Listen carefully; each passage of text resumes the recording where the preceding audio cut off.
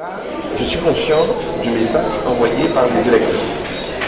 Il faudra manifestement plus de pédagogie pour expliquer ce que nous avons fait, le bilan.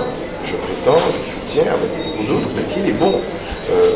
Parfois les gens ignorent ce qui se fait. Même les jeunes qui, quand ça faut taper sur un clavier d'ordinateur, pourraient en ligne savoir ce que nous faisons. Peut-être qu'on n'a pas suffisamment expliqué. Et d'autant on nous a accusé de faire trop dans la communication. Mais on fera tout ça. On a une semaine pour convaincre. Je ne désespère pas avec l'énergie qu'on me connaît de gagner cette élection-là et de belle manière. Si on arrive à porter la participation à près de 60%, on aura peut-être gagné notre pari. Pour le moment, il faut vraiment inciter à sortir. Je vous rappelle qu'en 2010, on avait fait voter 49,81%. Plus de 50%.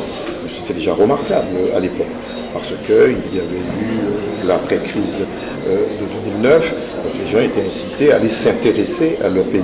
Et pourtant, il y a crise mondiale, il y a crise européenne, française et crise en Guadeloupe, la crise économique. Ça, personne ne maîtrise ça, si ce n'est les organisations internationales. Il faut que les Guadeloupéens comprennent qu'ils ne sont pas hors du monde et que toutes celles et tous ceux qui promettent la Lune, eh bien, ce n'est pas ça. C'est la raison pour laquelle, moi je demande un débat, je m'épuise à demander ça depuis le début, pour que nous voyions vision contre vision, projet contre projet, peut-être, comme certains ont voulu le faire, personnalité contre personnalité. Je fais cependant le meilleur score de France de la gauche. Parmi tous les sortants, c'est quand même ici en Guadeloupe que nous faisons le meilleur score de la gauche. Je fais quand même mieux que ceux qui se présentent pour leur deuxième mandat. Là, c'est un troisième mandat, même s'il n'en est fait que 9 ans effectifs à la tête de la collectivité. Le Chimie à 38%, Rodolphe Alexandre, je crois, à 41%.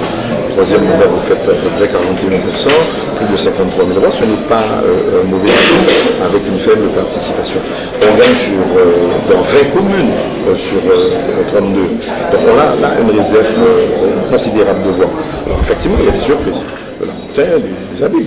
Oui, les Abbés, le Lamentin.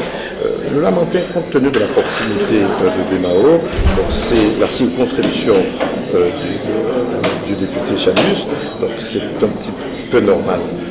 Je suis convaincu que Justin Sarkozy sera redoublé d'ardeur pour le deuxième tour. Ce sera le cas d'Éric Eugène-Tom, toutes celles et tous ceux qui, dans les 20 communes, mais je dis dans les 32 communes, auront à sortir de chez eux, aller voter. On a fait cette campagne-là lors de la deuxième semaine, de dire, vous Guadeloupéens, allez voter. C'est un devoir essentiel, certains meurent pour avoir ce droit-là, celui de choisir leurs représentants. Vous avez cette liberté en Guadeloupe, vous ne sortez pas. Je suis convaincu que si les électeurs étaient allés voter, on passait au premier tour.